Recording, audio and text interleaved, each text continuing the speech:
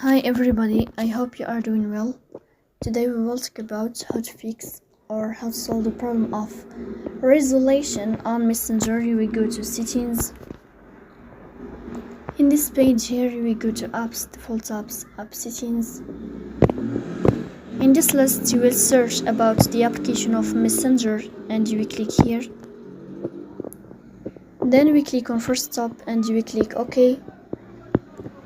After that we click on storage. Then we click on clear cache. In the end, you will turn off your Wi-Fi and you will turn on your Wi-Fi again to fix that problem. So please don't forget to support us by like and subscribe. See you next time in another video, and thank you for your watching and your attention.